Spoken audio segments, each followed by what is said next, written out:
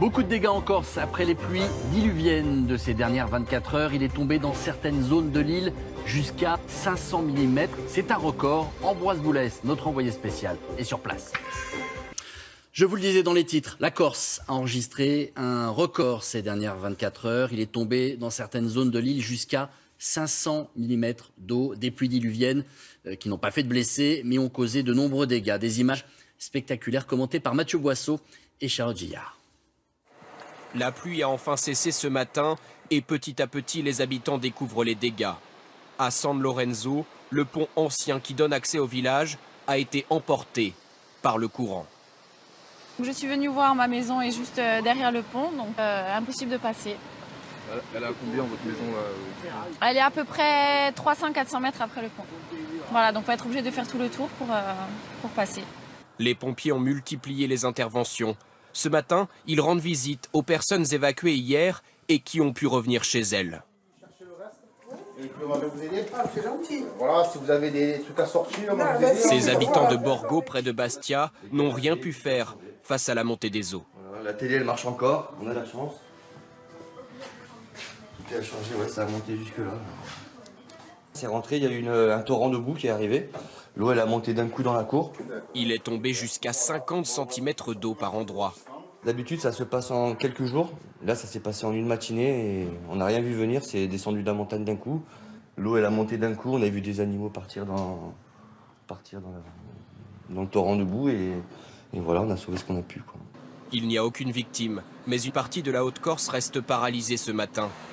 Toutes les écoles sont fermées et de nombreuses routes encore coupées, parfois lourdement endommagées. La circulation, elle, reste très perturbée avec d'importants bouchons autour de Bastia. Oui, ce matin, la pluie a cessé, l'alerte orange a été levée. Le Corse découvre peu à peu les dégâts occasionnés par cet épisode météorologique, comme dans cette zone commerciale de Furiani. 200 personnes avaient été préventivement évacuées de l'établissement submergé par les eaux. Clément Le Goff avec Benoît Jourdan. Devant le centre commercial de Furiani, des montagnes de débit. Ici, les engins de chantier ont remplacé les voitures des clients.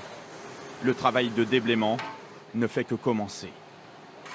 Il y a moins de 24 heures, l'eau est montée soudainement, envahissant les parkings, mais surtout la plupart des boutiques de la zone commerciale.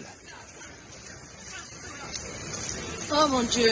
La galerie marchande, les rayons de l'hypermarché ont été balayés par un torrent. Ce matin, les produits alimentaires baignent dans la boue. Les clients avaient abandonné leurs courses, juste à temps.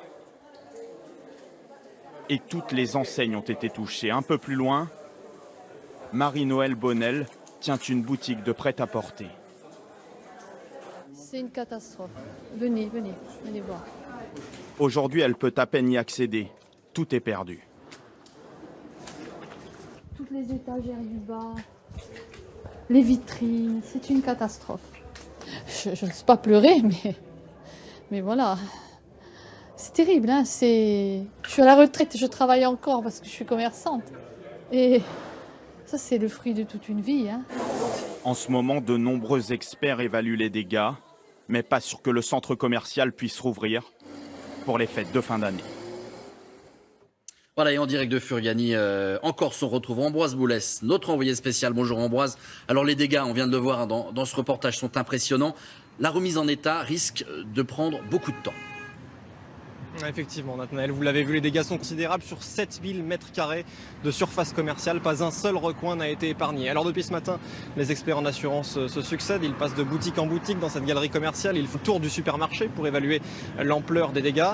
La direction du centre commercial estime, elle, à plusieurs dizaines de millions d'euros le coût de cette inondation spectaculaire et sans précédent. Un coût auquel il faut encore ajouter, eh bien, sans doute les pertes d'exploitation, parce qu'hors de question, évidemment, de rouvrir le centre commercial avant sans doute plusieurs semaines donc sans doute de chômage technique pour des centaines de salariés, et puis des commerçants qui craignent de perdre une période cruciale pour les ventes, celle des fêtes de fin d'année. Ambroise Boulès, envoyé spécial en Haute-Corse à Furiani. Merci beaucoup Ambroise. Forte pluie également dans le sud-est.